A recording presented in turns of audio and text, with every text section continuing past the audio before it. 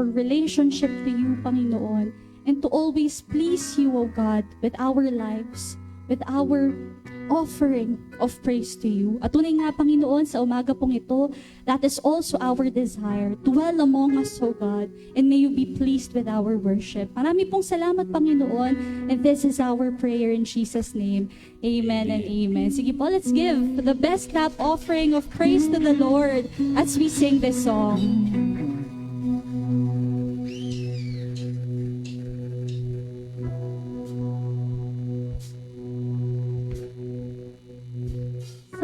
Trust in horses, some may trust in chariots. Whoa, but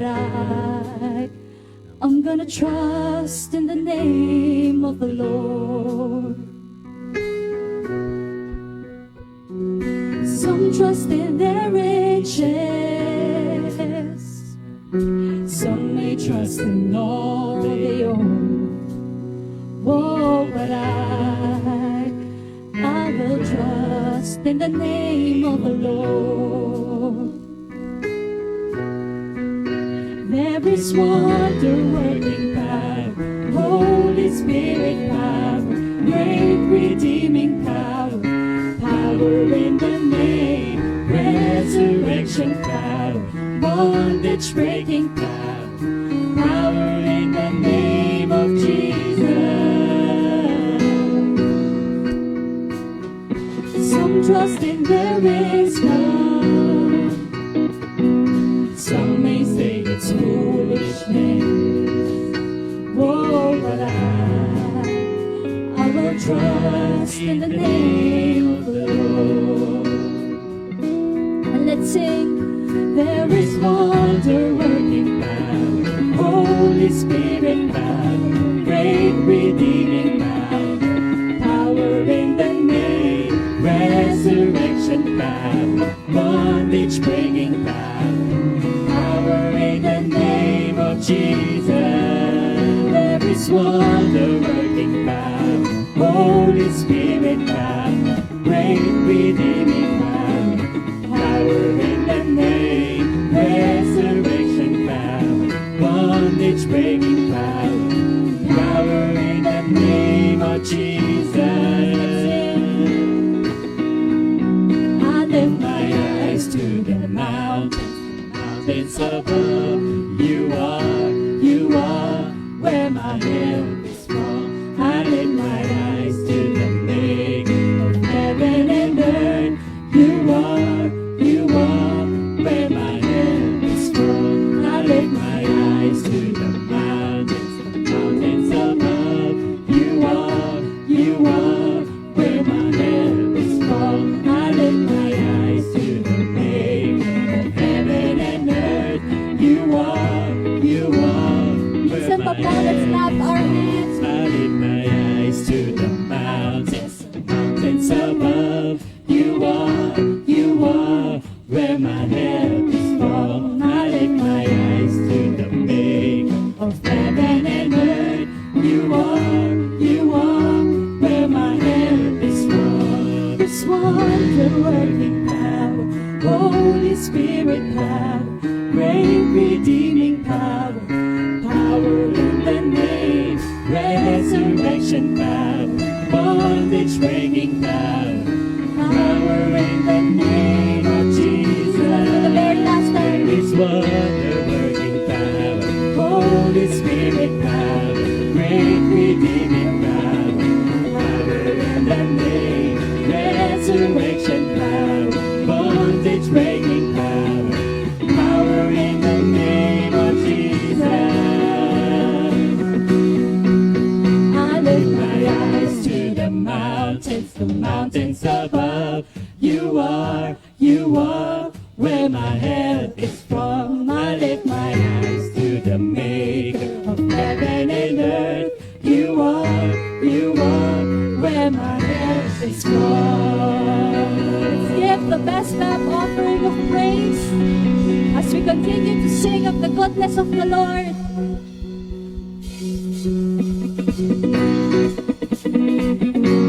Sige po, patuloy po tayo umawit at sumayo sa ating Panginoon.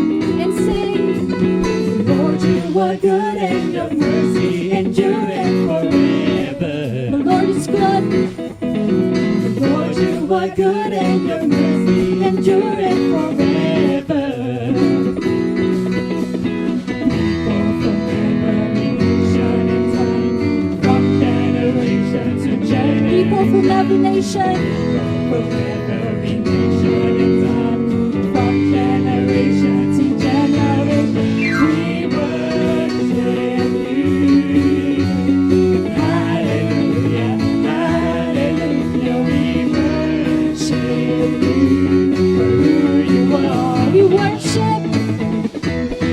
We worship you. Hallelujah, hallelujah. We worship you for who you are. You are good.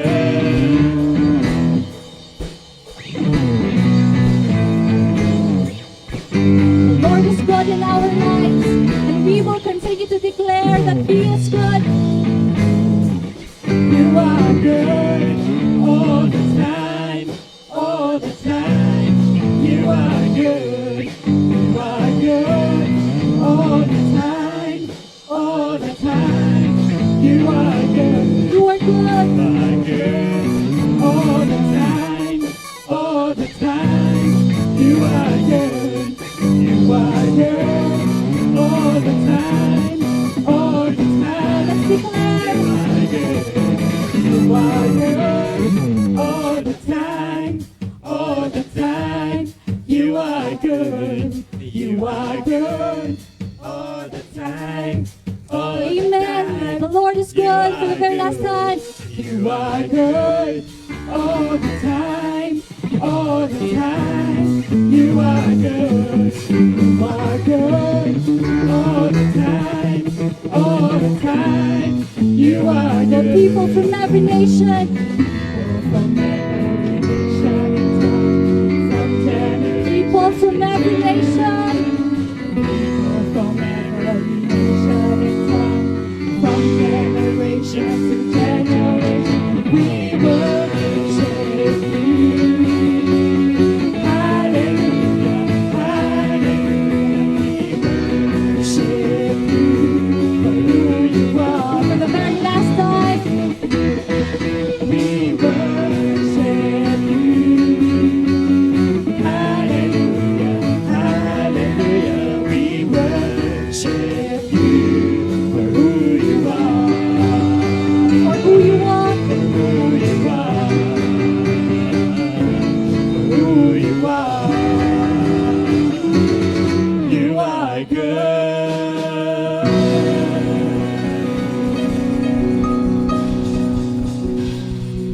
Jesus.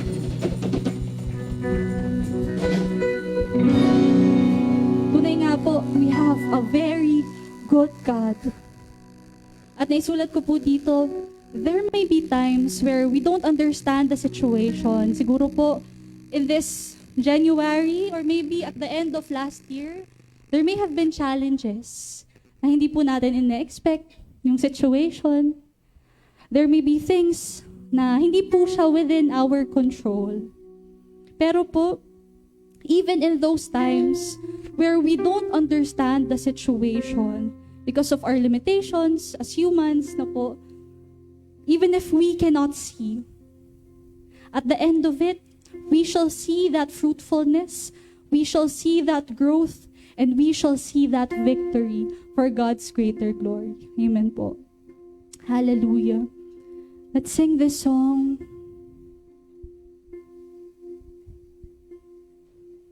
Hallelujah, Jesus. Tunay nga, Panginoon. It's only by your grace that we get to live. It's only by your grace that we experience that victory. Hallelujah.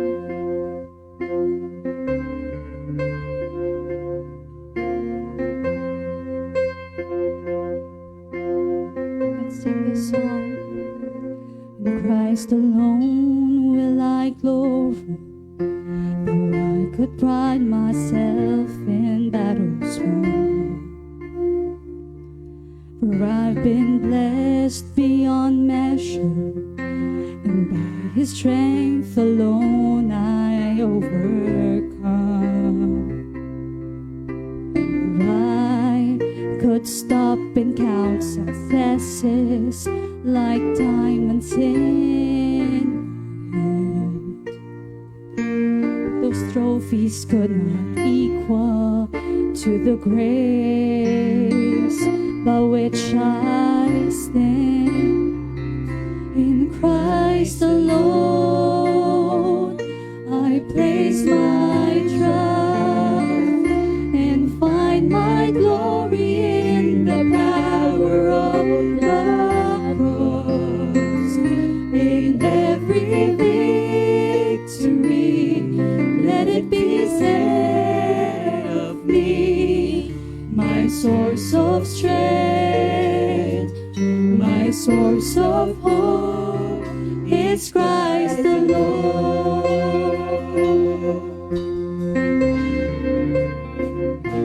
In Christ alone will I glory, for only by His grace I am redeemed, and only His tender mercy could reach beyond my weakness to my need.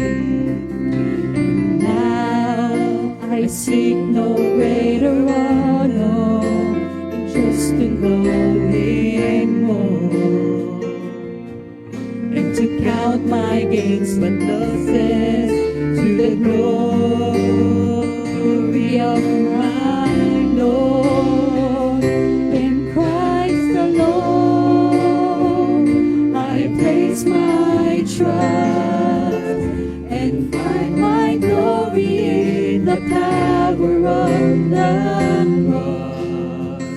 In every victory, let it be said of me, my source of strength, my source of hope is Christ alone. Let this be the declaration of hearts. I place my trust and find my glory in the power of the cross. In every victory, let it be said of me, my source of strength, my source of hope is Christ alone.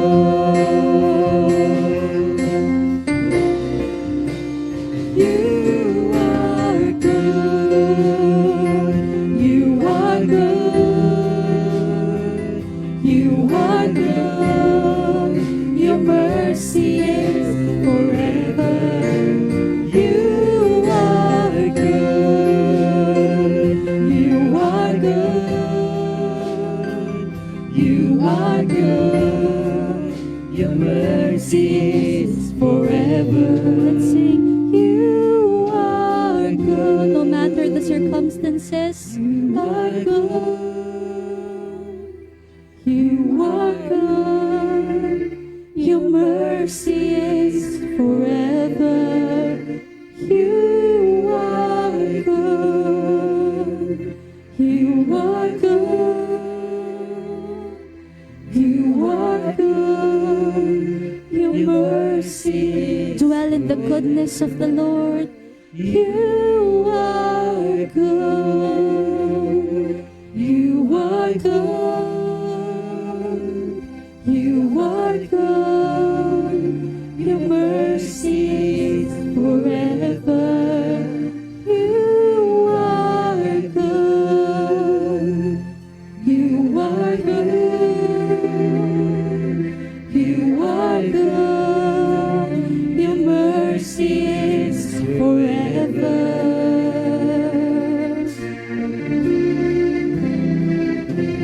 Be exalted now in the heavens as your glory fills this place. You alone deserve our praise. You're the name above all names. Be exalted now in the heavens as your glory fills this place.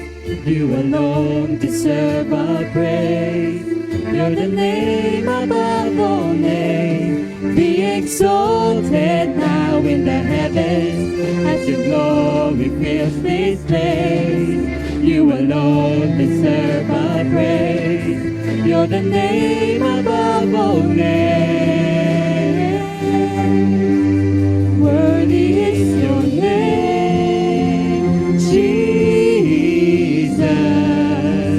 You deserve the praise. Worthy is your name, and worthy is your name, Jesus. You deserve the praise. Worthy is your name. And be exalted now in the heavens as your glory fills this place. You alone deserve our praise. You're the name above all names. Be exalted now in the heavens as your glory fills this place. You alone deserve our praise. You're the name above all names. Be exalted now in the heavens. It's just you and God. Glory fills this place. You alone deserve our praise. You're the name above all names. Be exalted now in the heavens as your glory fills this place. You alone deserve our praise. You're the name above all names. Worthy is your name, Jesus. You deserve the praise. Worthy is your name, and worthy is your name, Jesus. You deserve the praise. Worthy is your name. Be exalted now in the heavens as your glory fills this place. You alone deserve our praise. You're the name above all names. Be exalted now in the heavens as your glory fills this place. You alone deserve our praise. You're the name above all names.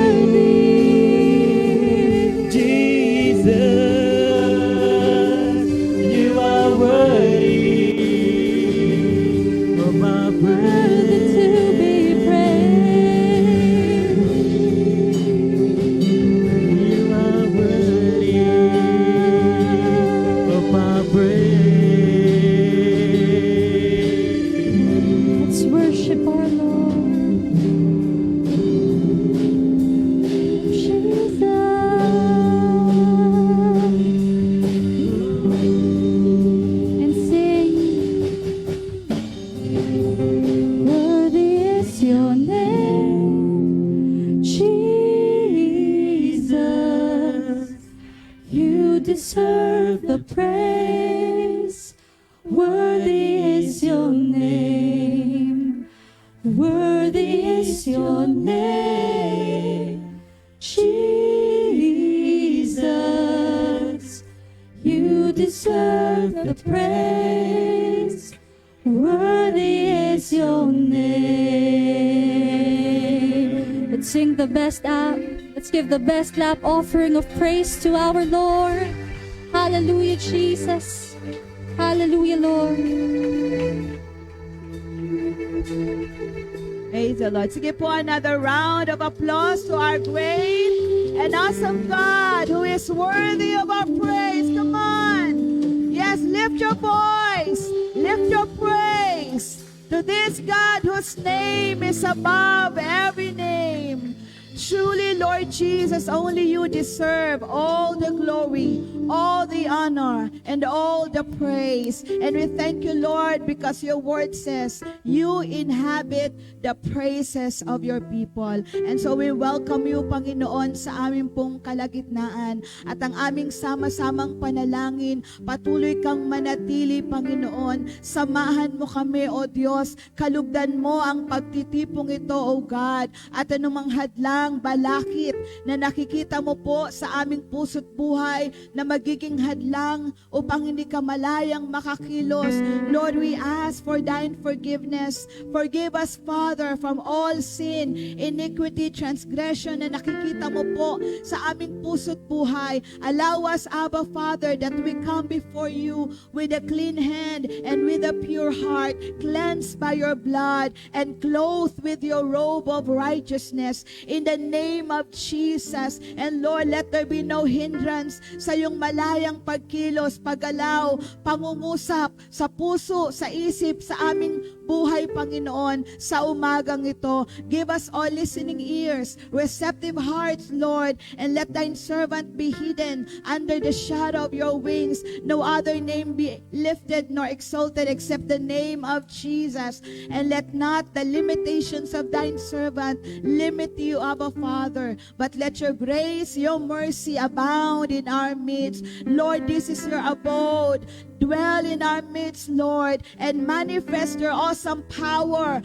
presence, and glory in the name of Jesus. We ask, Lord, for a mighty move of thine Spirit to minister to your people, Panginoon. Hayaan mong lahat ng may oras at panahon sa iyong salita, sila'y makasumpong ng kalakasan, kagalakan, kapanatagan, kapayapaan, kagalingan, Panginoon, himala na kanilang kailangan, because you are the answers to all our needs. And as we come to you, Lord, walang lalapit sa inyo na mapapahiya. Bagkus, Panginoon, lahat ng nagtitiwala sa iyo, patutunayan mong karapat dapat ka sa aming lubos na pananampalataya at pagtitiwala. Father, even now we declare the victory of this morning service, Lord, and this is all for the glory of Jesus Christ, our Lord, our God, our King. This is our prayer in Jesus' name.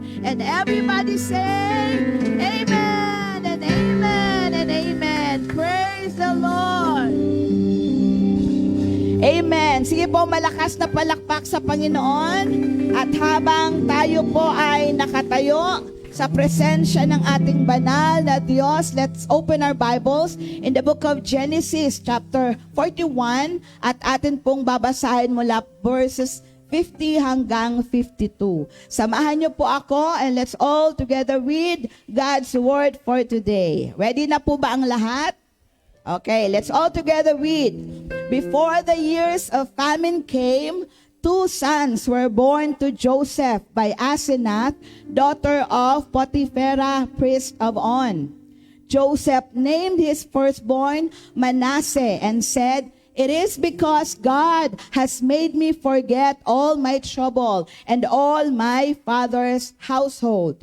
And then verse 52, the second son he named Ephraim and said, "It is because God has made me fruitful in the land of my suffering." And the Lord has blessed the reading of His word. Palakpakan po natin ang Panginoon at kamayan niyo po ang inyong katabi. Sabihin niyo po, "I'm glad you are here."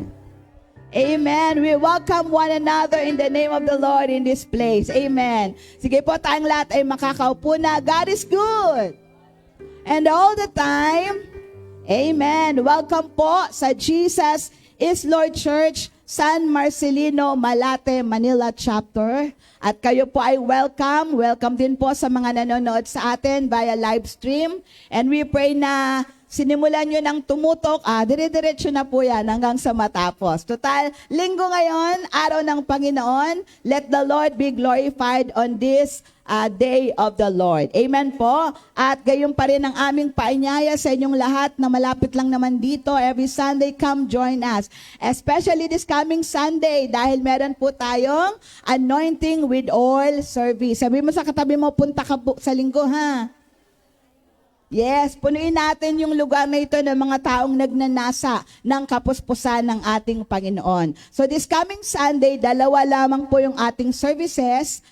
Isa pong 7:30 in the morning at susunod po ay 10:30. So wala po muna tayong third service this coming Sunday para nga po tutok tayo sa first and second service. At in any services po on Sunday, pareho pong anointing with oil service. At yearly po itong ginagawa ng lahat ng GIL Church worldwide kahit po sa ibang bansa na ito po ay pagpapahayag na kailangan natin ng Panginoon. Who needs the Lord? Say I. Ayan, dahil tayo may kailangan, tayo yung lumapit. Lapit ng lapit. Amen? Dahil ang Diyos naman po ay hindi nagsasawa na tayo'y abutin at pagpalain. Amen po? Praise God. So, this is a non-sectarian full gospel Christian ministry regardless po ng ating religion, religious affiliation, denomination. Ang mahalaga po, we center on Jesus, the author, the finisher, the perfecter of our faith. And we are called full gospel dahil po ang ating textbook, the one and the only, the Bible. Walang labis, walang kulang because takot tayo doon sa sinabi ni Jesus sa Book of Revelation na pag ikay nagdadagdag at nagbabawas, nako may palo, may parusa. So we see to it by God's grace na purong-purong salita ng Diyos ang atin pong inaaral. Actually, we allow you to have your own Bibles. Amen po? Para you can check, para kayo ay magbasa rin at ikumpara niyo kung tama ba yung tinuturo doon sa nakasulat sa Biblia. Meron pong mga tao sa Bereans, sabi ng Book of Acts na masyado silang matalino, no? Nakinig sila sa pangaral ni Pablo, pero pag uwi nila ng bahay, they search the scriptures. At nagko-confirm naman na yung tinuturo ni Pablo ay talagang nakasaad sa kasulatan. So tayo rin po, we should have our own Bibles dahil sabi ni Jesus, man does not live on bread alone but by every word of God. At kung paano kumakain tayo, ilang beses ba isang araw? 3? Pwede nga. May merienda pa yan eh. May midnight snack pa yan eh.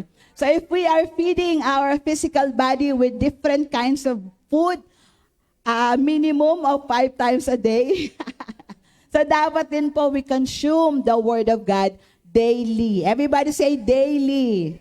Oo, at ang pangako naman ng Panginoon sa Joshua 1:8, when we meditate the Word of God day and night, assurance ng Lord, we will be prosperous and successful. O, diba? Kaya, let this year be a year na tayo ay magiging addict. Hindi sa Netflix, hindi sa mobile games, addict tayo sa Word of God. Amen po? Yun yung magandang addiction kasi merong reward hanggang eternity. Tama po? Palakpakan po natin ang Panginoon. So sa ating pong tema ngayong buwan ng Enero, ito po yung Christ sustenance is the answer, becoming fruitful Christian. So hindi lang gusto ni Jesus na tayo ay believers, na tayo ay mananampalataya, na tayo mga Kristiyano. Kundi sabi ni Jesus, gusto niya we are fruitful Christian, mabungang Kristiyano, na kahit saan tayo dalhin, na ang tawag dito, umaangat or nakikita yung ating pagiging Kristiyano sa isip, sa salita, at sa gawa. Hindi uso at walang secret Christian. Huwag kang mag-ingay, secret Christian ako. Hindi pwede yon. Kailangan lantaran yung pagiging Kristiyano natin na ginagaya natin si Jesus. Amen po? At yung pagiging fruitful ay hindi dahil wala kang pinagdadaanan. Ang pagiging fruitful ay hindi dahil everything went on smoothly in your life. Bagkus, fruitful ka despite and in spite of anything na nangyayari sa iyong buhay. Meron ba ditong panatag ang kanyang buhay? Smooth sailing? Meron ba ditong bed of roses ang kanyang sitwasyon? Papalakpakan kita. Kasi imposible yon. Amen po? Lahat tayo may mga pinagdadaanan. Tama po ba? Lahat tayo may pangangailangan. Lahat tayo may kahilingan sa Lord. Can you say amen? Pero sa kabila ng ating mga kondisyon, sirkumstansya at kasalukuyang karanasan, gusto ng Lord na tayo pa rin ay maging mabunga. At isang Bible character na sinubok ng panahon, nakaranas ng sandamakmak na trahedya, pero naging mabunga ang kanyang buhay. Kaya siya po yung ating pag-aaralan. At ito po ay walang iba, kundi si Joseph. Say Joseph. Ayan, ito po si Joseph na anak ni Jacob, na mababasa natin yung kanyang story sa book of Genesis. So ulitin ko yung binasa natin kanina. Before the years of famine came, 2 sons were born to Joseph by Asenath, daughter of Potipherah, priest of On. Joseph named his firstborn Manasseh and said, "It is because God has made me forget all my trouble and all my father's household." Nung binasa ko to, kinalimutan ni Joseph yung kanyang pamilya? Hindi. Kasi sabi ng Amplified, same verse, 41:51 sa Amplified Version, Joseph named the firstborn Manasseh, causing to forget. For he said, "God has made me forget all my trouble and hardship and all the sorrow of the loss of my father's household." Amen po? So hindi pala kinalimutan ni Jose yung kanyang pamilyang naiwan niya doon sa Kanaan. Kundi, the Lord made him forget na kahit po namimiss niya yung kanyang pamilya, hiwalay siya tama po?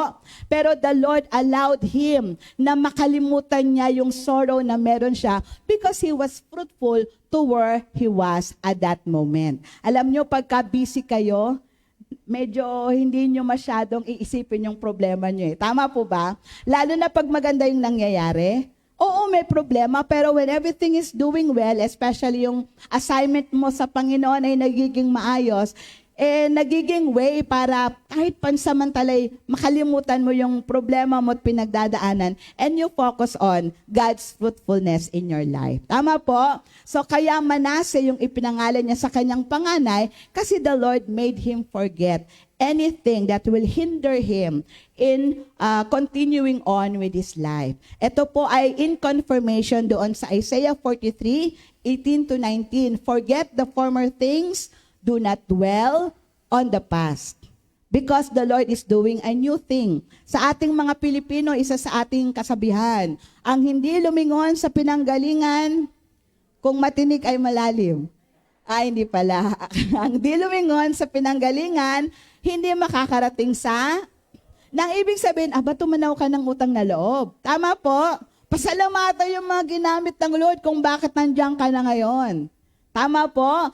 Ano yun, Pas? Mali yung ating salawikain o kasabihan kumpara sa Bible? Hindi po. Kasi yung tinutukoy doon sa Isaiah 43 na forget the past, if your past hinders you to move forward, if your past ay nagiging pabigat, na imbes na makausad ka, buti pa noon, sayang yung maling desisyon. Kung nagiging hadlang yung nakaraan para makapagpatuloy ka sa buhay, ang sabi ng Diyos, kalimutan mo na yun. Because past is past. It's a done deal and we cannot undo the past. At may verse pa po sa Bible, the past belongs to the Lord.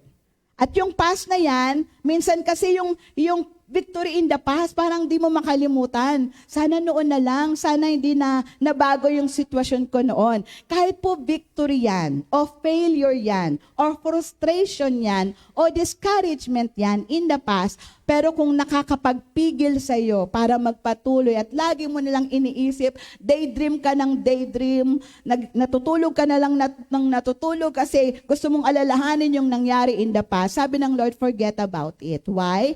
Kasi may ginagawa siyang bagong bagay na hindi mo makikita kung lingon ka ng lingon. Amen po?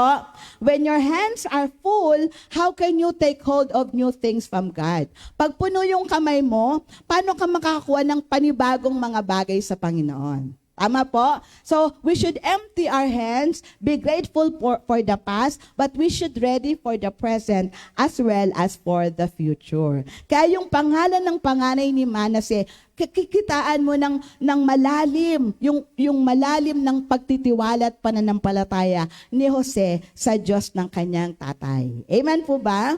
Meron pong akong narinig na teaching. Bakit ba itong si Jose mukhang siya, very matured Christian. Kahit na ang tindi ng kanyang pinagdaanan, parang wala kang makita sa kanyang kasaysayan na nagalit siya sa kapatid niya, gusto niyang paghigantihan. Bakit ba wala siyang bitterness or anger or resentment? How was it possible? And patuloy pa yung sinasabi ng Bible na the Lord was with Joseph. Meron po akong naringgan. Ang dahilan daw po was, he was the favorite of his father. Amen po? Ano ngayon, pastor akong favorite. Kasi hindi siya pinagtrabaho ng tatay niya. Dahil paborito siya, dito ka sa aking piling. Yung mga kuya niya, 10 kuya niya, magtrabaho kayo sa bukid. Etong aking paborito, dito lang to sa bahay. And it was believed na while Joseph was with his father, anong sa palagay niyo pinagkukwentuhan nila? Yung karanasan ng tatay. And it was believed that the faith Jacob had was transferred to Joseph. Kaya nagkahiwalay man sila ng tatay niya at ng mga kapatid ni Joseph, hindi nilubayan ng Diyos si Joseph because merong faith si Joseph sa Diyos ng kanyang tatay. Amen po ba? Palakpakan nga po natin ang Panginoon. At alam niyo po, kahit na parang ang dating ay gusto siyang i-Egyptianize ng kanyang Pharaoh boss, kasi pinalitan yung pangalan niya, di ba? Di ba pinalitan yung pangalan ni Joseph? Parang di ko yata na-review yung pangalan ni Joseph. Ha? Pero pinalitan yung pangalan niya ni Parao. Tapos binigyan pa siya ng asawang Egyptian, si Asenat. Pero yung pangalang ibinigay ni Jose sa dalawa niyang anak, Hebrew names. Nang ibig sabihin, hindi nagbago ng pananampalataya si Jose kahit na siya ay binigyan ng mataas na posisyon sa ibang bansa. Amen po ba? His faith was intact. Kaya nga hindi siya rin nilubayan ng ating Panginoon. Amen po? Palakpakan nga po natin ang Lord. So the Lord made him forget all his sufferings, his troubles, pati yung kanyang kalungkutan at pati yung kanyang pagkakamis sa kanyang mga magulang, at mga kapatid. And ang sabi pa ng verse 52, the second son he named Ephraim. Nang ibig sabihin, it is because God has made me fruitful in the land of my suffering. May suffering si Joseph, pero the Lord made him fruitful. Pwede pala yun. Fruitful in the midst of suffering. Alam niyo yon? Posible yon? Nangyari na kay Joseph eh. Biruin niyo every time tinatawag niyo yung mga anak niya, Manase. He was reminded of God's goodness and faithfulness in his life. Tama po ba? Palakpakan nga po natin ang Panginoon. At alam niyo po, may isa pang ibig sabihin yung salitang Ephraim. Di ba sabi, the Lord made me fruitful in the land of my suffering. Parang fruitfulness in suffering. Yung pwede nating sabihin meaning ng Ephraim. Pero may another meaning po yung pangalang Ephraim. Ibig sabihin, twice fruitful. Sabi niyo nga po yon? Ba, hindi lang one time, 2 times fruitful. At posible yon dahil kasama niya ang kanyang Panginoon. Amen po? Palakpakan natin si Lord. Na-excite ba kayo? Parang hindi Na-excite ba kayo sa ating aralin? Oo. Intro pa lang po yun. Diba? Ikli lang naman ito.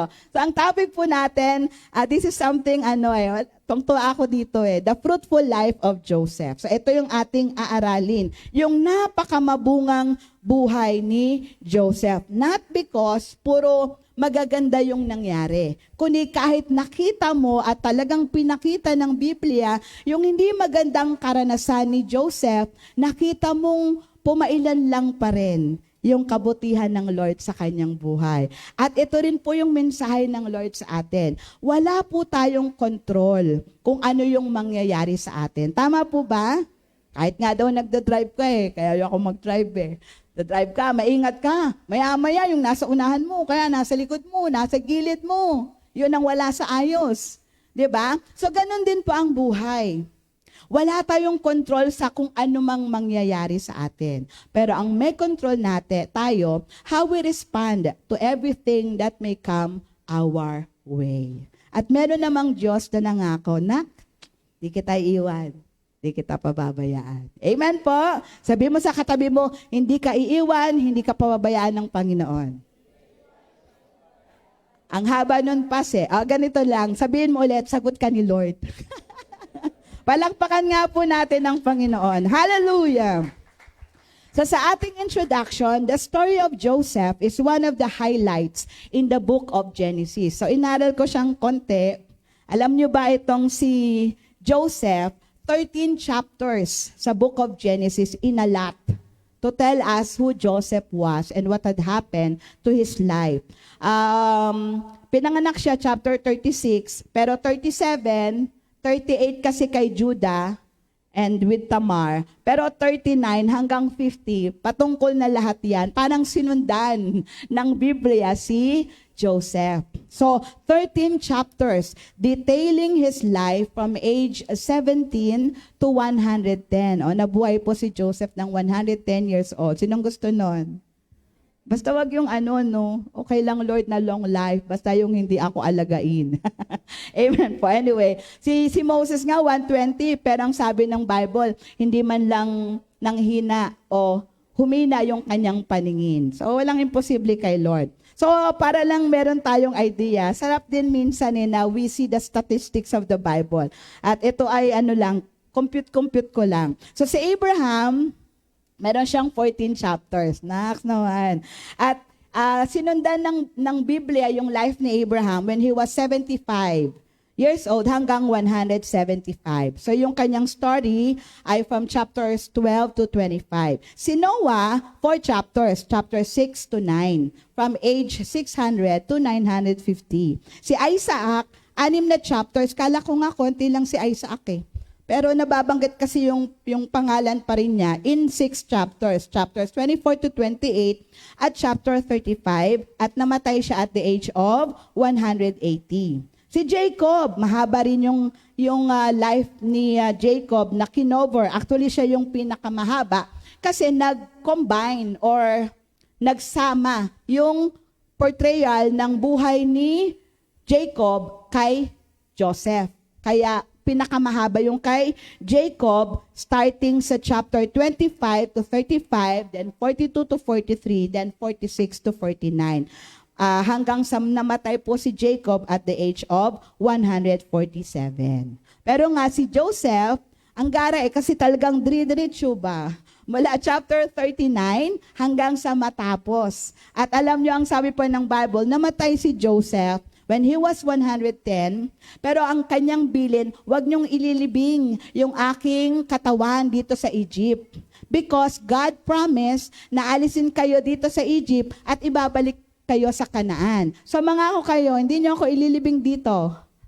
I-preserve niyo lang yung body ko. Tapos pag umalis na kayo sa Egypt, dalhin niyo ako sa Kanaan. Doon niyo ako ilibing kasama kay Abraham, Sarah, Isaac, Rebecca, Jacob, and Leah. Amen po?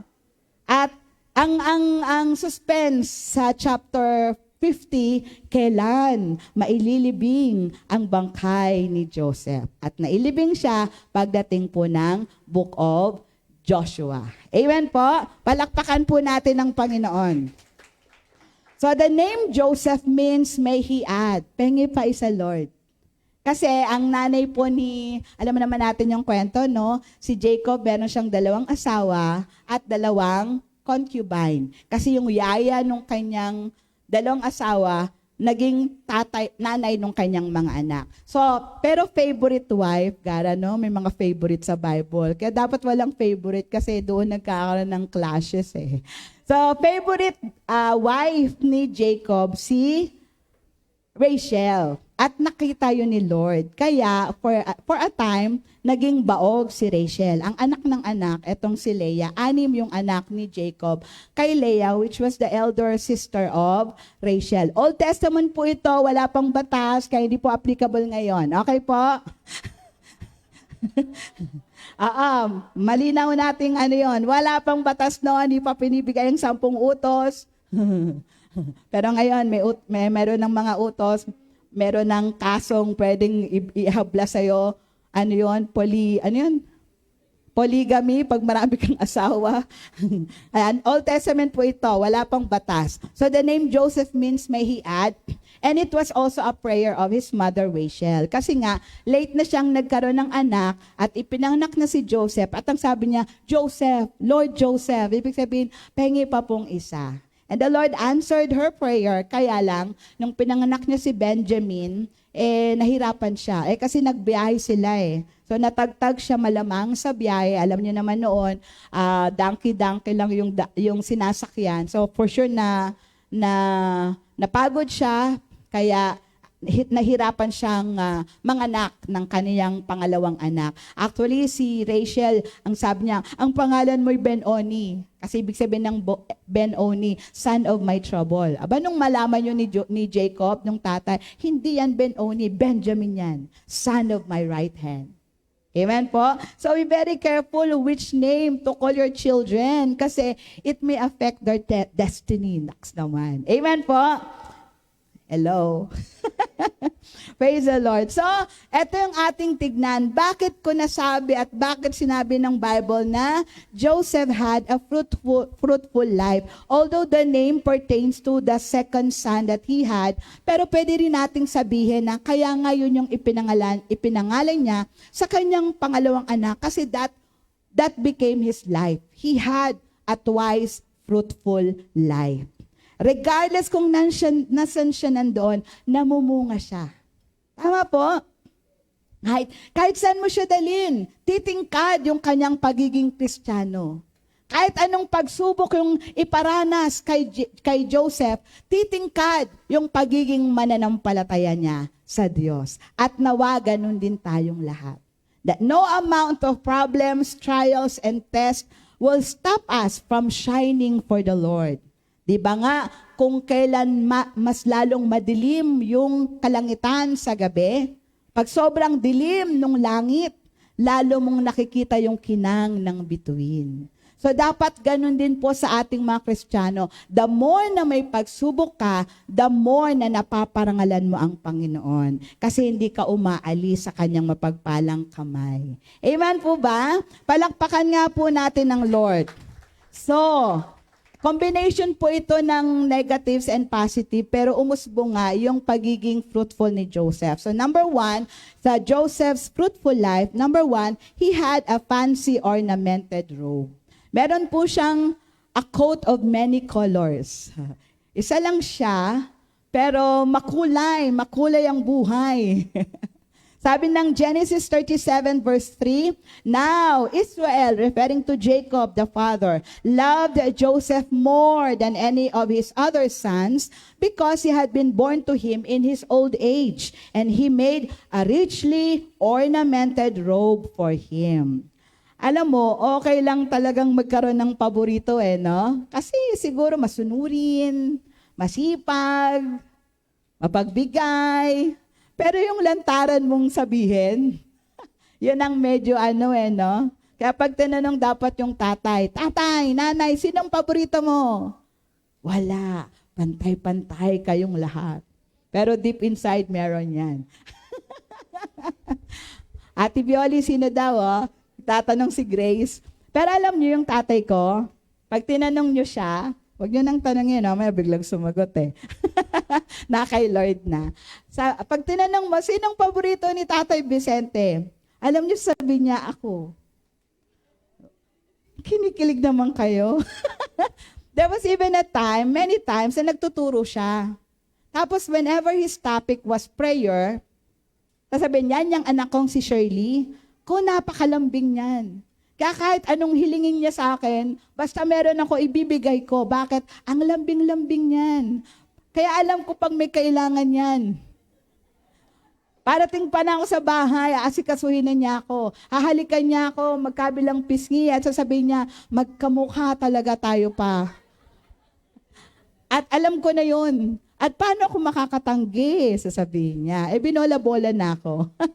So kasi di ba yung prayer is adoration. But we're not making bola kay God. Amen? We're just saying to Him who He is in our life. Amen po? And that is something the Lord loves to hear from us. Amen po? So, hindi ba nagselos, Pastora, yung mga kapatid mo? Tanungin nyo sila, hindi sila nagselos. Alam niyo kung bakit? Ginagamit nila ako to lie. Halimbawa, yung isa kong kapatid, Lai, sabihin mo nga kay Papa, bigyan ako ng ganito kasi ganito ganyan. Bakit kaya hindi ko magsabi, malakas ka doon? Sabi ko, Pa, may merong kailangan si ganito, ganyan. O, di sige, talagang pag ako, galing kong pumadrino sa tatay ko, kasi nga alam ko yung kanyang kiliti. So, may reason bakit favorite. At dapat di ka nagsiselos, kundi gayahin mo yung ginagawa ng favorite. Amen po? Use it to your advantage. Kita yung mga kapatid ko. They use it to the advantage. Amen po? Kaya never na naging issue sa amin yung selosan. Oo, hindi. Talagang salamat sa Panginoon. Palakpakan nga po natin ng Lord. Ang problema kay Jacob, talagang pinakita niya. Sinabi niya na paborito niya si Joseph at nung binigyan siya ng colored ornamented robe, it means, kasi mahaba po yun, ibig sabihin hindi siya magtatrabaho. Ibig sabihin taong bahay siya. Hindi siya pwedeng utusan. At alam niyo pang isang ugali ni Joseph, sumbongero. Di syempre yung tatay, halika rito, anong ginagawa ng mga kapatid mo?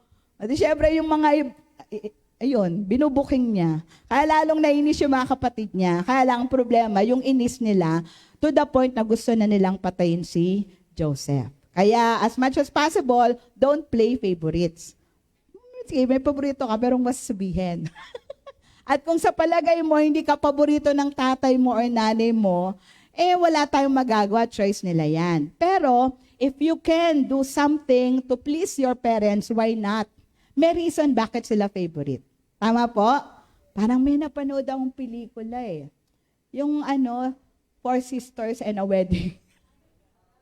Ay, alam nila Na si Bea Alonso daw, di ako paborito ni nanay, ni tatay. 5 sila. Diba? Yung 2 paborito ng tatay. Yung 2 paborito ng nanay. Siya daw, wala daw may paborito sa kanya. Tapos nag-explain si Connie Reyes, the mother. Hindi sila paborito ko. Alam ko lang na mahina yung 2 mong kapatid. Kaya sila yung tutok ko. Itong 2 kasi, kasama ka, kaya nyo, malalakas kayo. Kaya yung tutok ko, nasa 2 ito, sa panganay tsaka sa bunso, because they were weakling. And then, yung pala yun. Amen po?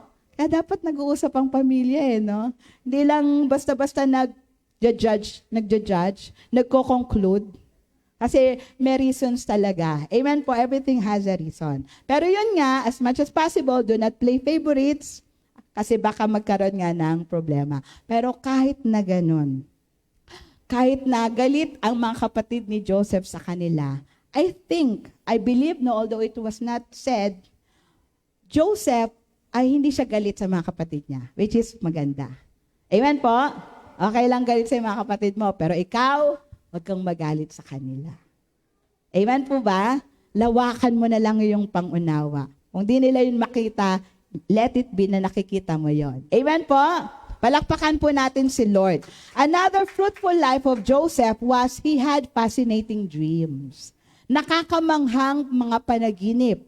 So sabi ng Genesis 37 verse 5, tsaka yung 9, letter A, Joseph had a dream and when he told it to his brothers, they hated him all the more.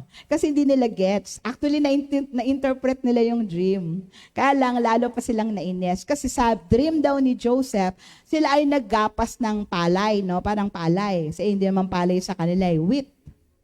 Trigo. Sa atin ang palay, So nagagapas daw sila. Tapos bigla na lang daw yung nagapas niyang trigo tumayo. Tapos yung kanyang 11 siblings, yung mga ginapas nilang trigo, nagyukuan patungo doon sa kanya. Nung marinig ng mga kapatid, ano ibig sabihin? Kami mga kuya mo, luluhod kami sa'yo. They can interpret dreams. Pero they cannot accept the interpretation. Para naman kay Joseph, alam mo yung tipo na, nagkukwento lang naman ako, ba't kayo nagagalit? Parang ganun siya. Amen po? Parang ganun lang siya. Uy, may managinip ako. Pangit yung interpretation.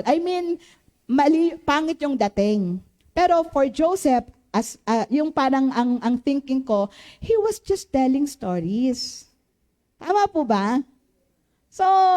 So yun, na-misinterpret siya. Pero tuloy pa rin siya. Wala siyang galit, inis, tampo. sa kanyang mga kuya. Kasi mga kuya niya yun eh. And nagkaroon na siya ng pangalawang panaginip. Sabi ng chapter 37 verse 9, letter A na lang yung tinype ko dyan. Then he had another dream and he told it to his brothers. And later, sinabi niya sa tatay niya. Sabi niya, mga kapatid, may panaginip na naman ako. Pagtingin ko daw sa langit, merong 11 stars with the moon and the sun. Kasama yung araw at buwan. Nagkasama sila. Parang di nyo, di ba? Parang imposible yun, di ba? Di ba pag araw sa umaga, pag gabi sa buwan, between. Pero so, nagkasama daw yung 11 stars with the moon and the sun at sila'y lumuluhod sa kanya, kay Joseph. So, nainis na naman yung magkakapatid. Ano? Talagang gusto mong lumuluhod kami sa'yo? At nung kinention sa tatay niya, nagalit din yung tatay niya. What? Ibig mong sabihin kami ng nanay mo luluhod sa'yo? Pero, hindi nagalit si Jacob. Palaisipan lang sa kanya. Kasi dapat ganun lang no? Huwag kang ma-offend sa mga good things ng iba. We should be happy. Tama po? Pero hindi nga ganun yung response sa mga kapatid niya. Just the same, Joseph's character was portrayed to be fruitful kasi hindi siya gumagante at hindi niya ginagaya yung ugali ng kanyang mga kapatid. Tama po? Amen. So, if we want to be fruitful, be iba. How people respond to their life circumstances are truly different.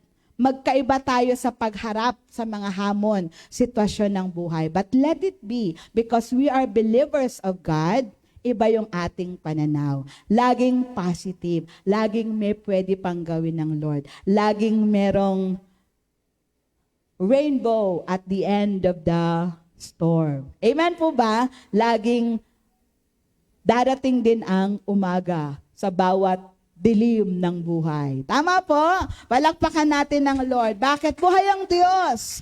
At walang nagtiwala sa Diyos na ito na napahiya. So another fruitfulness of Joseph, he was a faithful servant. Sabi niya po, faithful servant. Oo. Diba sa bahay ng tatay niya, prinsipe siya? Nung lumabas na siya sa bahay ng tatay niya, ang gara yung kanyang shifting from being, hindi ko naman masabing bossy, no? Yung talagang hindi nagtatrabaho. From being senyorito to a servant. At hindi siya naging big deal kay Joseph. Hindi siya, pambira sa bahay ng tatay ko. Pinagluluto ako. Pinagpapaplansya ako. Ngayon, siya na yung katulong sa bahay ni Potiphar. But you know what? The Bible tells us that the Lord was with Joseph and everything he did prospers. At nakita ito ng boss niya na si Potiphar. Kaya ang ginawa ni Potiphar, lahat halos ng kanyang abalahin sa buhay, kanyang mga tungkulin, pinasa niya lahat kay Joseph. Tinambakan niya ng trabaho si Joseph. And Joseph was good at everything that he's doing. Amen? Kung ikaw, dati kang prinsipe, hindi ka nagtatrabaho, bigla kang nagtrabaho, anong usual na ugali mo? Dadabog ka. Madali kang mapagod, madali kang mainis. Joseph was never like that. He was happy being entrusted ng kanyang bossing. Lalo pa niyang pinag-igihan. Amen po? At nawa ganun din po tayo. There are turn of events in our lives na parang, Lord, di ako sanay dito. Pero lahat natututunan. At kung kaya mong tanggapin ang bawat hamon ng buhay na nananampalatayang merong magandang dahilan ng Diyos, wala kang tatanggihan, wala kang tapon sa bawat bahagi ng iyong buhay. Amen po ba? Ang lawak pa ng lalakbay natin sa 2025. A lot of things can still happen. But for as long as the Lord is with us, we need not fear. We just need to move on, to press on, and do always the right thing. Amen po ba? Palakpakan natin ang Lord. And then what happened? Kasi pogi si Joseph Natipuhan siya nung asawa ni Potiphar. Si Mrs. Potiphar. At sabi nung asawa ni Mrs. Potiphar, lie with bed. Tama ba? Lie in bed with me, Joseph. Pero tinatanggihan siya ni Joseph. Dahil ang sabi ni Joseph, sobra akong pinagtiwalaan ng asawa mo. Lahat ako yung namamahala. How can I sin against God? And even against her husband who has entrusted me with everything. Parang, paano ko lulukoy yung asawa mo? Paano kita susundin? At ako'y magkakasala sa asawa mo. Ang bait-bait niya sa akin. That's integrity. Amen? Na kahit hindi nakikita ng boss niya, alam niya nakikita siya ng Diyos. So, hindi siya nagpatempt kay Mrs. Potiphar. Si Mrs. Potiphar, mapilit. Isang araw, wala lahat ng katulong. Dahil meron siyang masamang plano kay Joseph. And what happened? Nung nilapitan niya si Joseph, lie in bed with me. Si Joseph, hindi na sumagot. Tumakbo na lang palayo. Kaya lang naiwan niya yung kanyang balabal. At nagtahi ng ibang kwento si Mrs. Potiphar. Ang dulo, nakulong si Joseph. He did the right thing, yet he still suffered. Meron ba kayong alam na ganyan? Tama naman yung ginawa ko. Ba't ako ngayon ang pinaparusahan? Sabi mo sa katabi mo, hindi ka nag-iisa. This world is unfair. Amen po? Hindi lang ikaw ang naging biktima ng inhustisya. Somehow, meron din dyan. Amen po? Pero, hindi importante yung pananaw ng tao as compared to what God will tell about us. People may misinterpret us, have a misconception about us, and we can control it. Kaya mo bang pigilan yung utak ng katabi mo? Hindi. Lalo na may mga taong isang side lang ng kwento ang binabasa o nakikita. Merong isang picture akong nakita sa Facebook isang mirror. Tapos yung half nung apple. Sabi doon, akala nyo kumpleto ako? Yung pala yung other side nung apple, bawas. Hindi na ako buo. So yung ganun tipo. So, dapat talaga tayong mga tao, kung pwede nga lang, wag tayong agad-agad na magja-judge. Kasi there are always two sides of the story. Yung nagba-viral, no? Pero alam ko kung sinong tama. Alam niyo yung nagba-viral? Yung batang babaeng estudyante. Di ba? Kanya-kanyang sariling kulo. Malay ko ba, ba't ako papatol dyan? Wala naman ako doon. There are other things more important to talk about. At alam niyo kung ano? Yung CSE. Alam niyo yung CSE? Comprehensive Sex Education. Inimport yan from Western country. Gusto na namang ipatupad dito. Sabi nga ni Senator Joel, prelude daw yan sa abortion. Kung yung SOGI bill, prelude. Yung pagka inaprubahan yung SOGI bill, ang susunod nilang gagawin, same-sex marriage. Parang ganun din daw po itong CSE. Pag ito ay inaprubahan, ang susunod niyan, abortion. Bakit? Ultimong 0 to 4-year-old. Kasi ang sabi dun sa 1979 CSE bill, gagayahin yung international standard. Ano ang international standard? Pag kinuha mo ang WHO standard, UNICEF standard, 0 to 4-year-old na bata, tuturuan mo ng masturbation. Sige nga, 4 to 6, iba't ibang paraan ng sex. Bata. Hindi mo pwede ituro mo na lang yung mabuting asal, pagsabi ng totoo, pagpu at opo. Ipapasok mo sa curriculum ng loob ng eskwelahan ang sex education. Ang lala naman natin, gano'n na ba ang Pilipinas at di natin alam at kailangang alam natin yon? Ang daming dapat na pag-usapan. Ang daming dapat na ayusin. Bakit? Majoring on the minors, very minors. At alam niyo po bang gagawin ng CSE bill? Aalisan ng power ang magulang to educate their children. Ang gagawa, gobyerno, eskwelahan, kahit teacher na hindi well-versed sa ganong uri ng paksa, they will be mandated by the government to teach sex education. Ano mang inaral ng mga teacher, hindi po natin minimenos ang inaral ng mga guro. Pero anong expertise nila? Science, math, English, Filipino, social study. Bigla mong isasabak sa sex education. Tapos doon pa sa sex education, meron dong susunod na mga age bracket na peer-to-peer. Pwedeng magturo ng sex education, saan ka na? Ang lalapo talaga. And then sasabihin ni Risa Ontiveros, ni Senator Risa Ontiveros, sabi niya, masyado niyong ginajudge ka agad. Hindi niyo pa nga binabasa. Anong hindi binabasa? Andyan.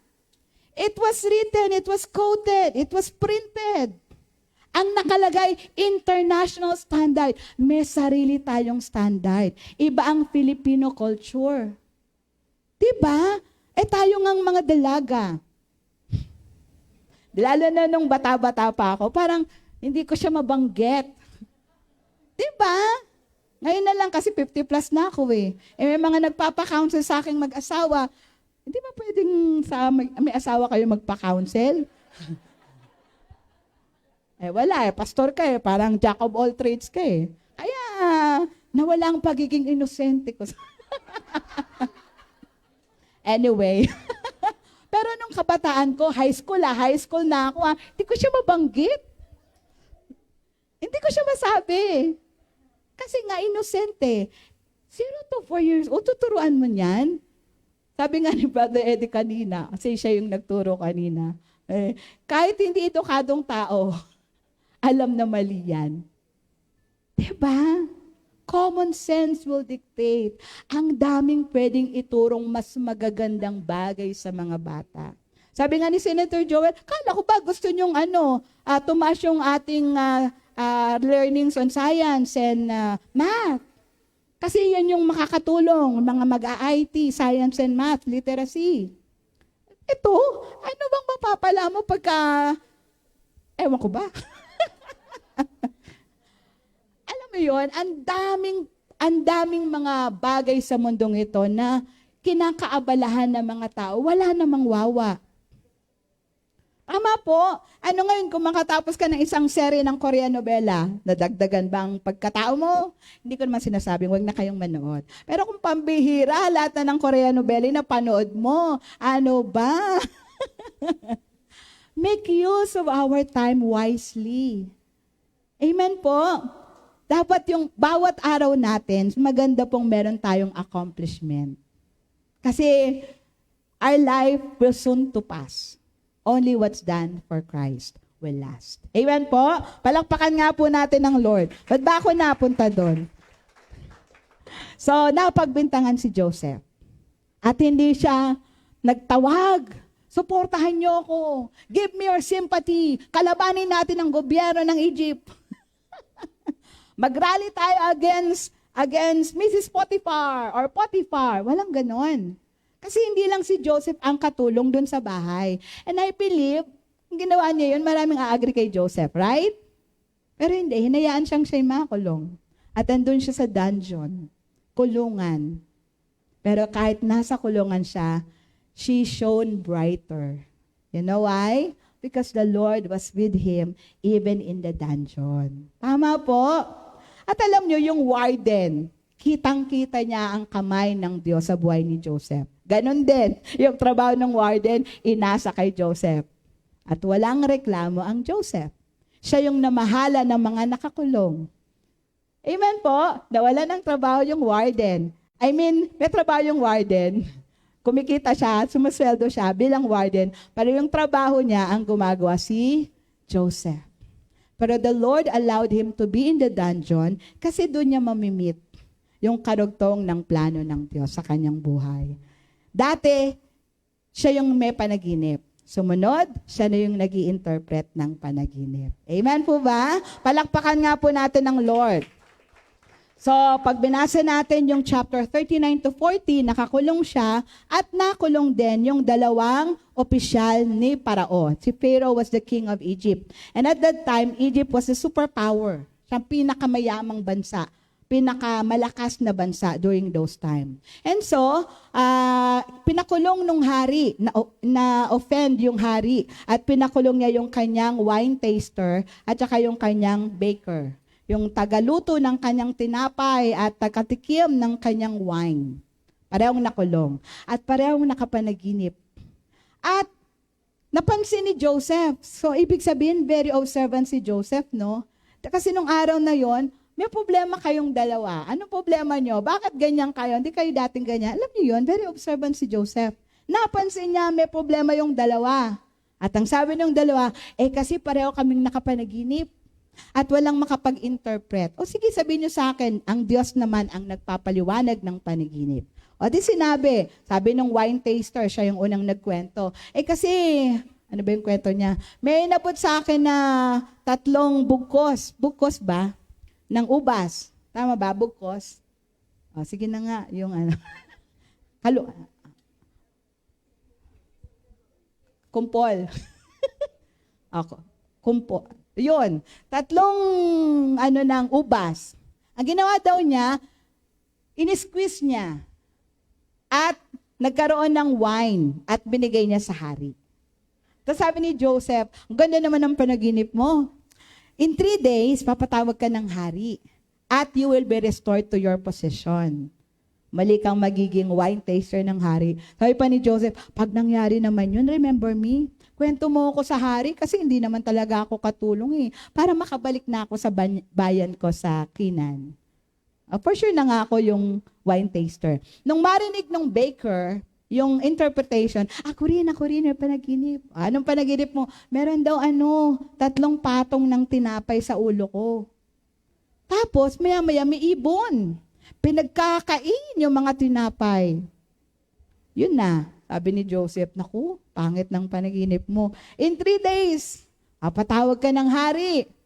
Papupugutan ka ng ulo. And after 3 days nangyari. Why? Kasi yung 3rd day pala, birthday ni Pharaoh. Pinatawag niya yung dalawa, yung wine taster was restored to his position, yung baker, ang problema, nakakalimutan yung wine taster. Di ba may pangako? Kwento mo ko sa hari para alisin na ako dito. Nakakalimutan. 2 taon. Pero okay lang kay Joseph. Di siya nagreklamo. Never did we read in the Bible na he was bitter, alam mo yon, di siya nagreklamo. Sabi mo sa katabi mo, bawal magreklamo. Manalangin ka na lang. Ayaw ng Lord ng reclamites tsaka murmurites. Hindi nakakarating sa promised land. Amen po. Okay, what happened? 2 years. Joseph remained in the dungeon until Pharaoh had a dream. And when Pharaoh had a dream, the wine taster remembered, naku, mahal na hari, may kasalanan ako. Di ba natatandaan nyo, pinakulong nyo kami? Pareho kaming nanaginip ni Baker. And there was this Hebrew man who interpreted the dream for us at nangyari pareho. Patawag siya. Pinatawag si Joseph. Pinalitan siya ng damit. Meron isang teaching na gusto kong gawin narinig ko lang din. Yung mga iba't ibang damit ni Joseph. Diba? Ornamented. Napalitan ng damit ng slave. Napalitan ng damit ng prison. Di ba? May uniform mga nakakulong. Pero napalitan din ng pagiging prime minister ng Egypt. Amen po? So, marap siya kay Pharaoh. Naahita na siya. Pogi na siya ulit. Nakasuot na siyang kayang humarap sa hari. Ikaw ba si Joseph? Can you interpret dreams? Sabi ni Joseph, hindi po ako, kundi ang Diyos. Anong iyong panaginip, mahal na hari? So, ang kwento niya, ako'y nagmamasid sa ilog Nilo nang merong lumabas na 7 matatabang baka. Healthy and big cows came out of the Nile River. But after they came out of the Nile River, meron ding 7 na payat na baka.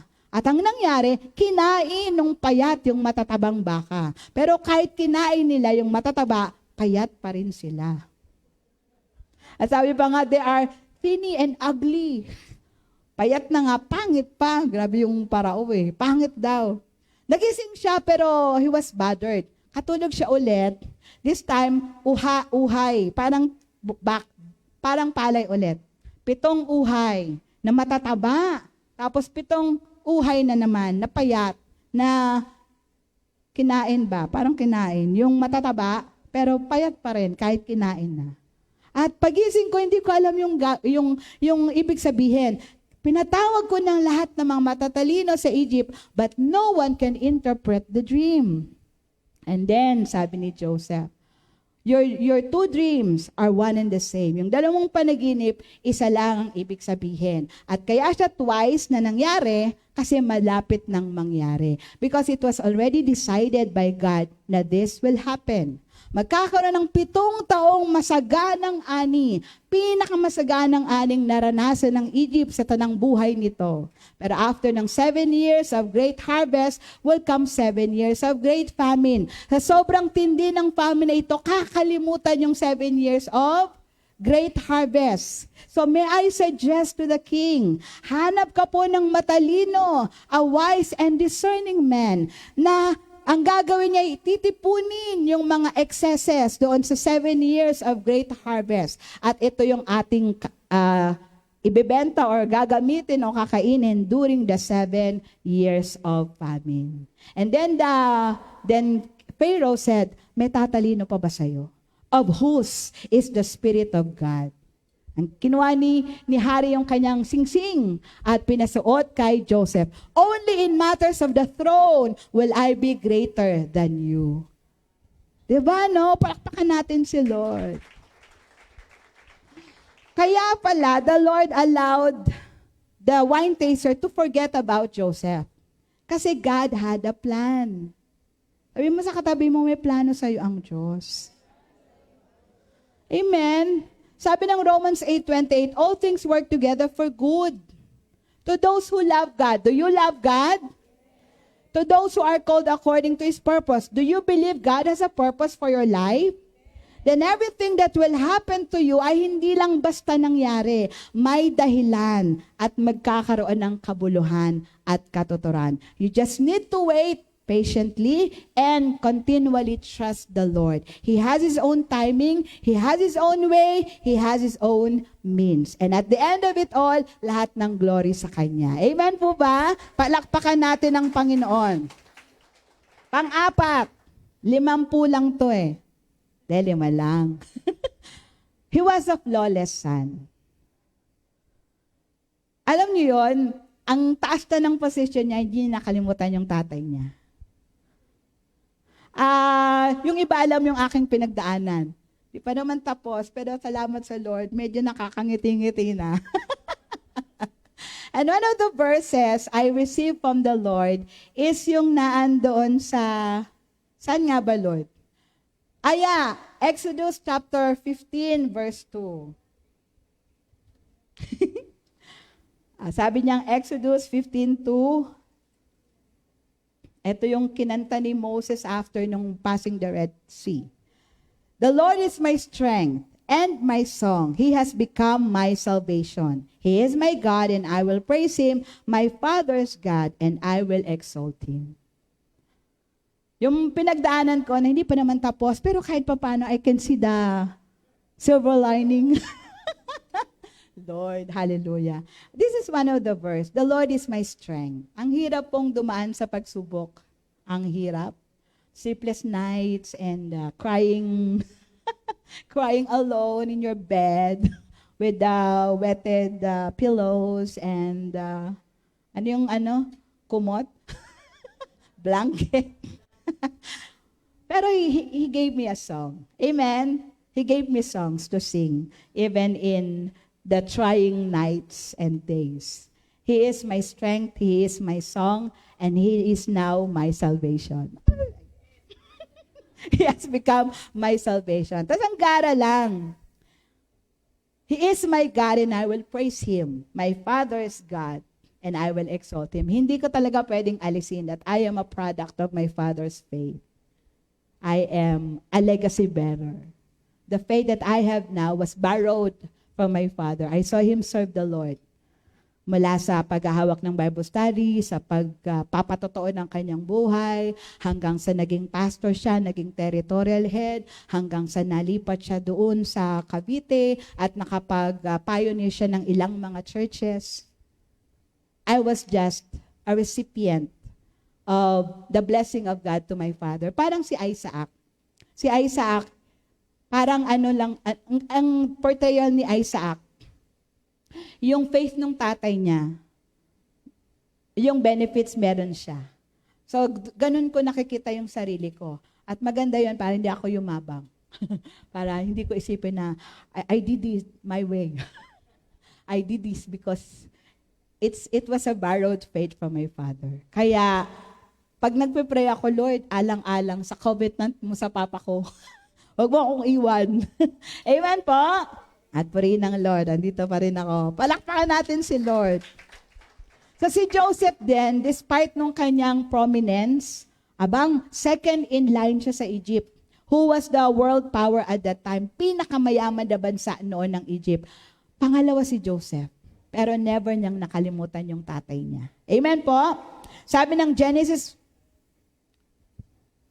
45 verse 3, Joseph said to his brothers, I am Joseph. Is my father still living? Kasi namukhaan niya yung mga kapatid niya. Kasi di ba tagutom na. Kahit sa Canaan, na malayo sa Egypt, meron ng tagutom. Kaya nagpunta yung mga anak ni Jacob para bumili ng food because Jacob heard there was food in Egypt.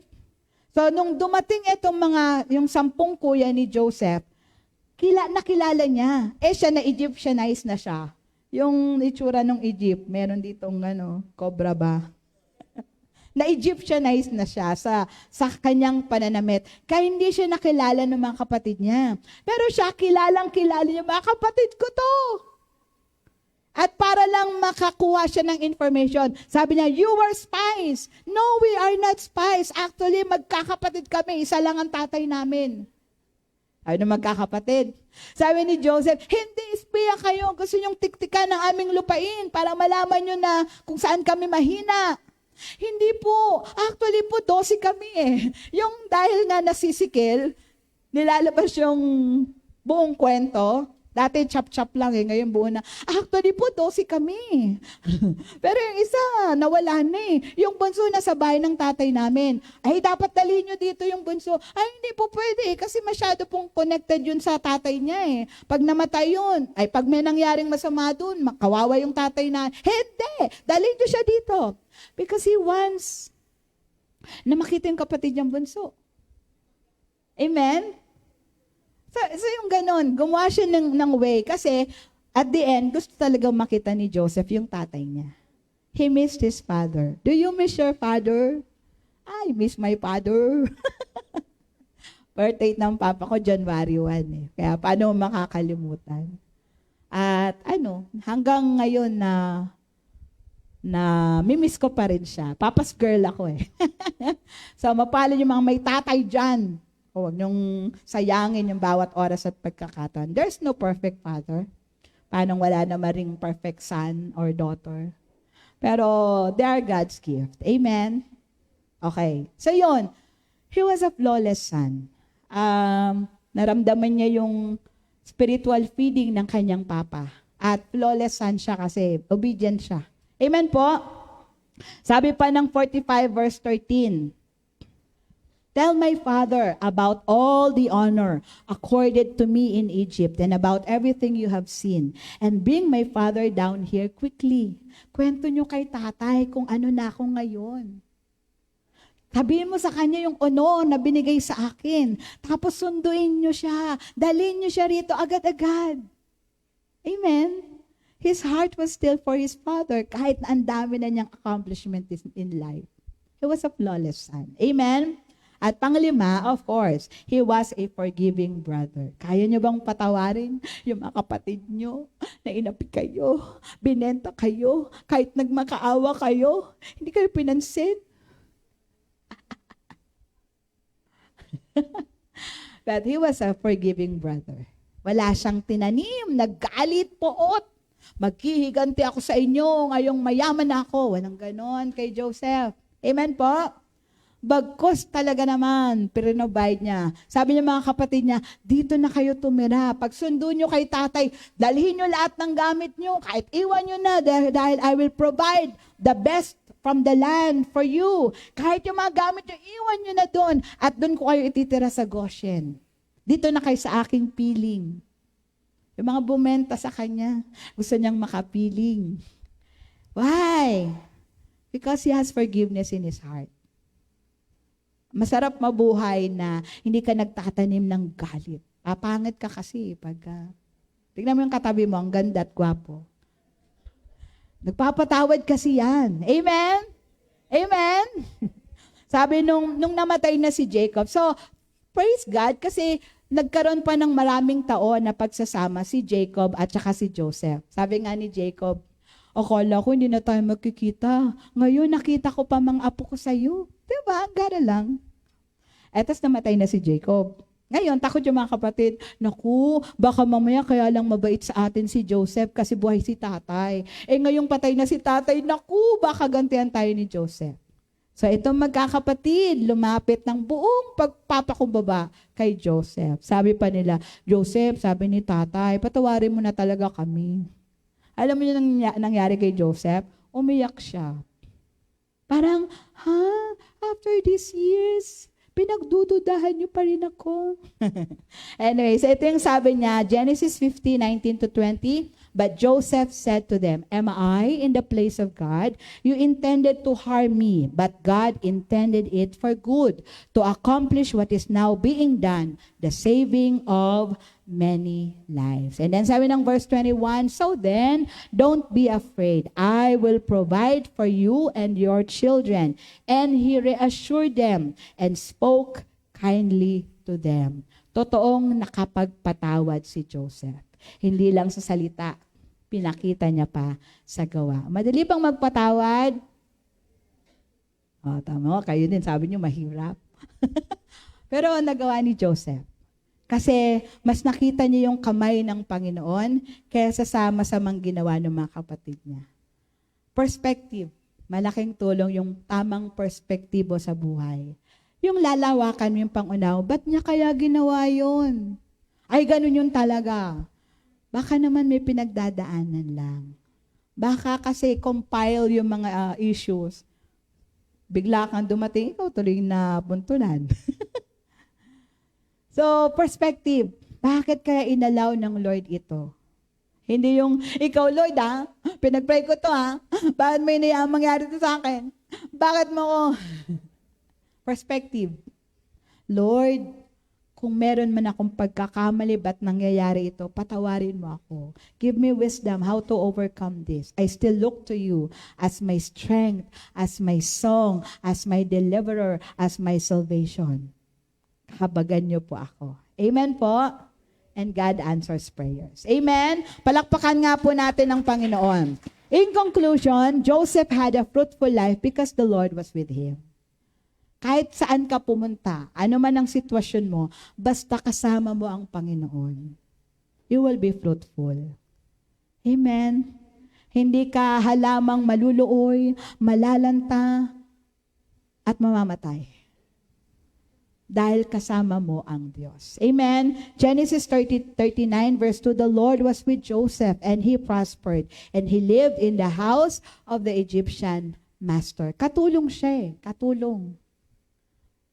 Pero he prospered. Alam niyo yon, katulong na pinagpala because the Lord was with him. Kahit saan ka dalhin, basta kasama mo si Lord, yun yung importante at mahalaga.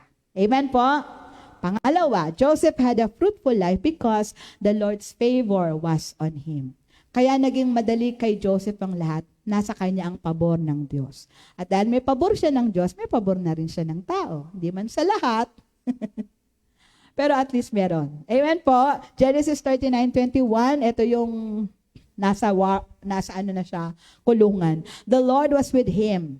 With Joseph, he showed him kindness and granted him favor in the eyes of the prison warden. Ano itsura ng prison warden? Di ba nakakatakot sila? Pero may isang mamang kakatakot, bibigyan ka ng pabor. Kasi hindi lang lugar. Kahit sino yung kaharap mo, basta kasama mo ang Panginoon, wala kang dapat ikatakot. Kaya make sure kasama natin ang Lord. At pwede siyang imbitahin, Lord, sama ka sa akin. Amen po? Hindi siya mahirap yayain. Lord, ikadali, samahan mo ko, Lord, may kakausap sa akin Lord, may pagpapaliwanag akong gagawin, samahan mo nga po ako para tama yung sasabihin ko. At sumasama po si Lord. He wants to be invited. Amen po? So regardless, ngayon lang po ito lumabas. Regardless ng lugar, kung saan ka dalhin, regardless kung sino yung kausap mo, ang mahalaga, kasama mo ang Diyos. Amen? Palakpakan natin si Lord. Bakit pa sasama sa atin si Lord?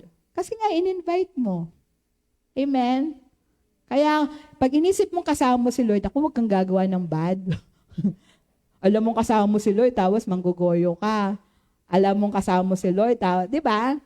If you really would like God to be with you, behave. Sabi mo sa katabi mo, behave.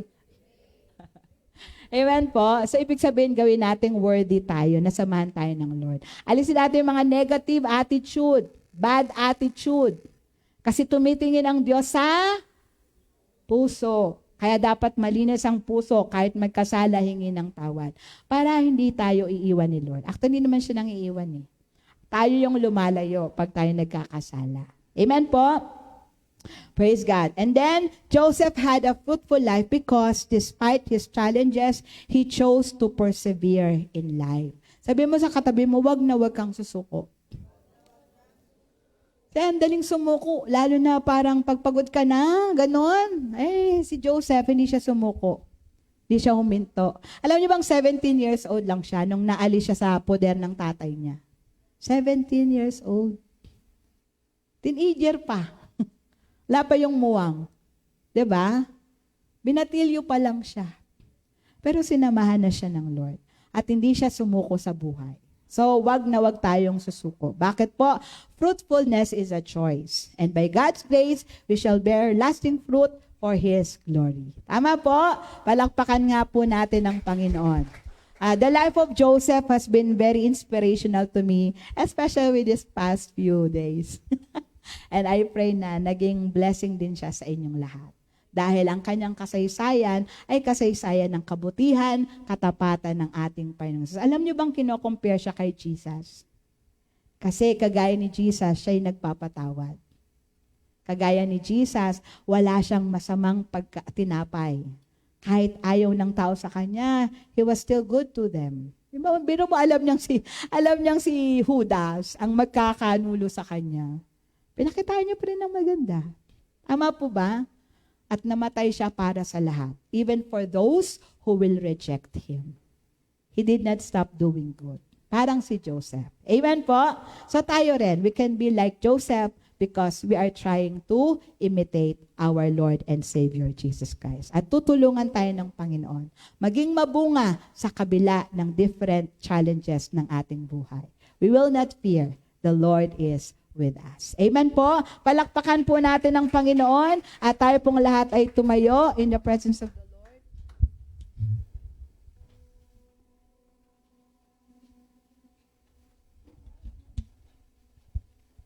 Thank you, Jesus. Ay, di na pinatay. Let's sing that song, Still. Let us all hide under the shadow of the Lord. Para mabigat man yung hahampas na alon at bagyo, nakatago tayo sa Panginoon. And we will be still and know.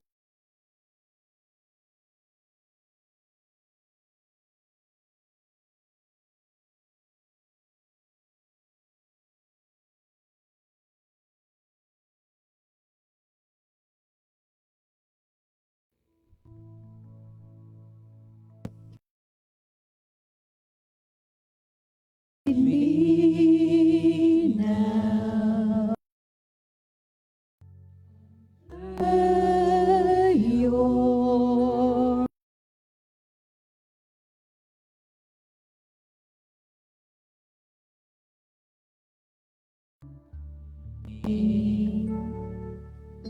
Within your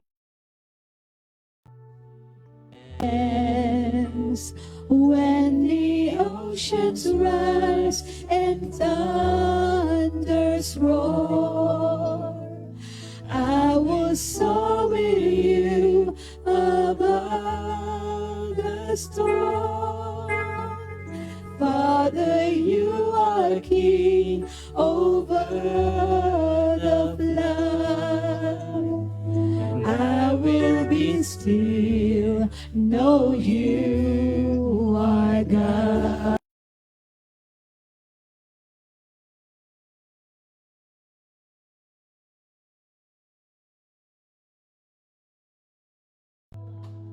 Hallelujah.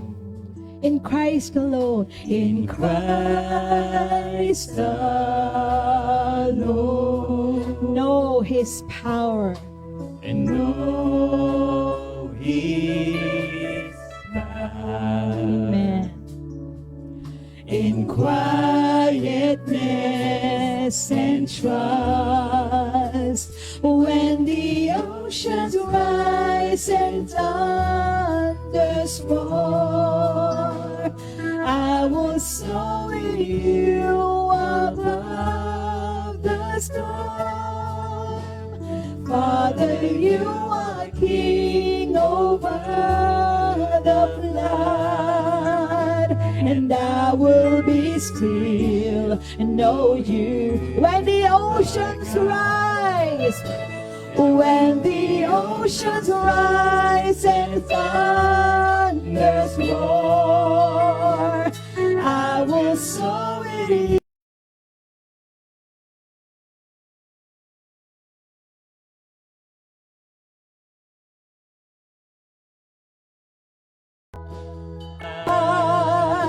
And I will be still, know you when the oceans rise, when the oceans rise and thunders roar.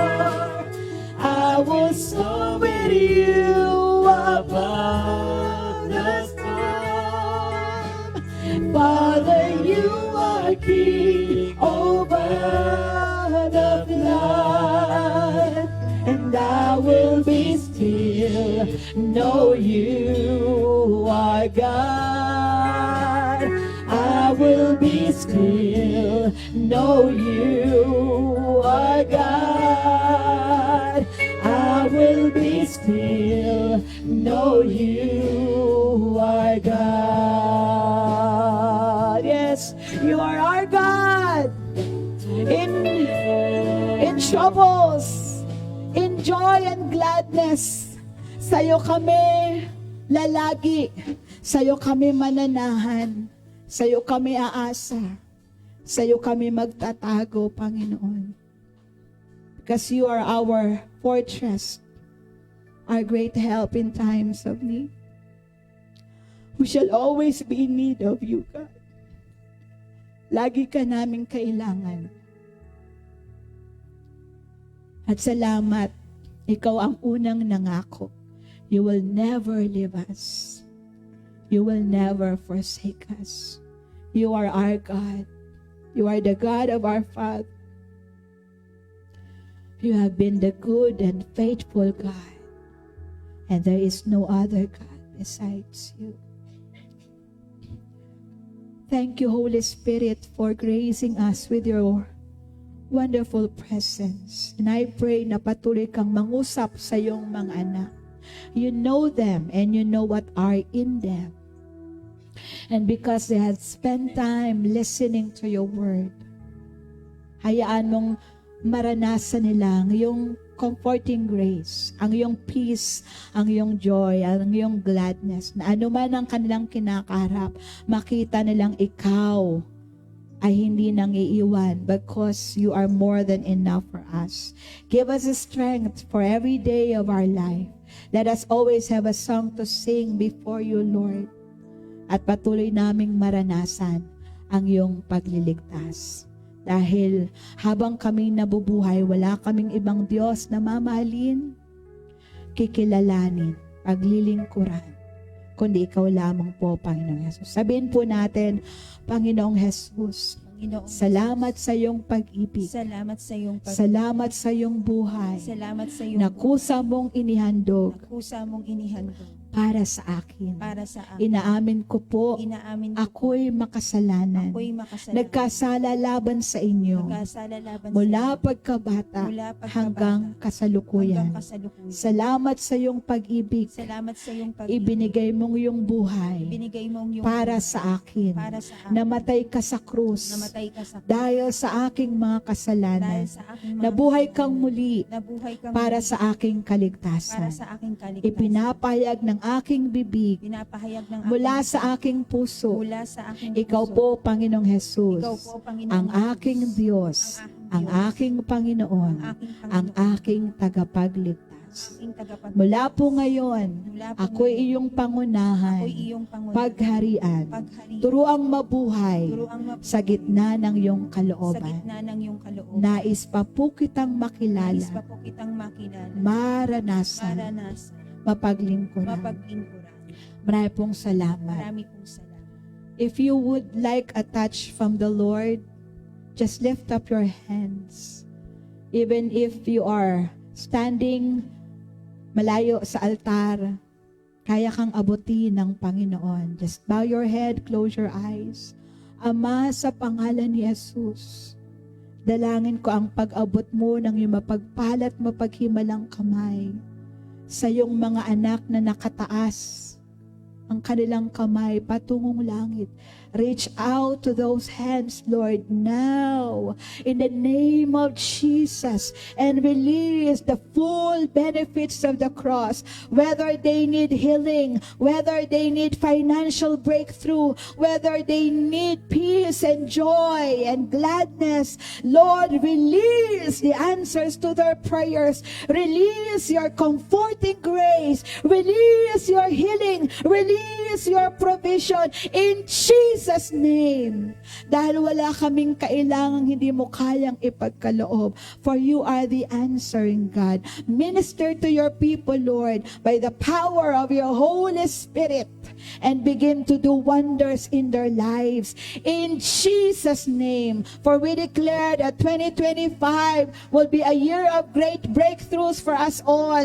2025 is the year of God's answers to our prayers. 2025 will be a fruitful year. Hallelujah. So that your name will be glorified in our lives. We shall be more than conquerors through Christ Jesus who strengthens us. And we will do great things for the Lord. For we can do all things through Christ who strengthens us. Can we give the Lord the best hand of praise and give him thanks? Give him praise. Hallelujah. Hallelujah. Yes, Lord, we believe, we receive your blessings, your favor, your goodness, your kindness, your faithfulness in the name of Jesus. Come on, give him the praise. And to you, Lord Jesus, be all the glory, honor, and praise. In Jesus' name, amen. Sige po, muli po nating palakpakan ng ating Panginoon as we sing this song. Sige po, patuloy po nating ipalakpak ang ating mga kamay. Hallelujah!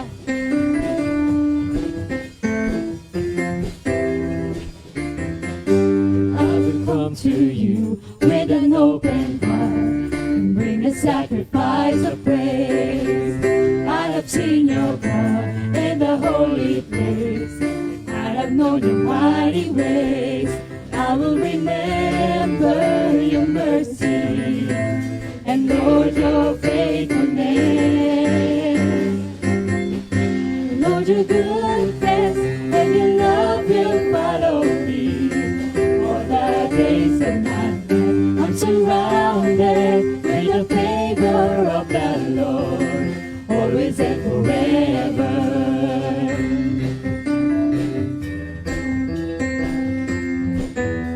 Let's sing the verse once more. I will Come to you with an open heart and bring the sacrifice of praise. I have seen your power in the holy place, and I have known your mighty ways. I will remember your mercy and Lord your faithfulness. Minsan pa po,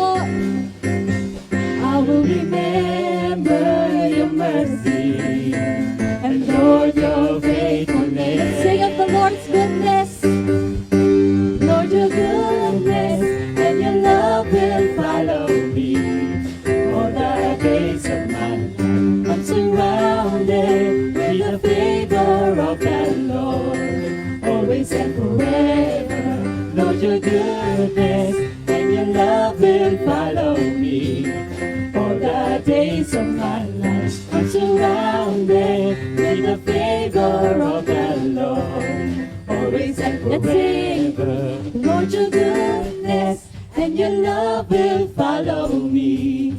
All the days of my life, I'm surrounded with the favor of the Lord.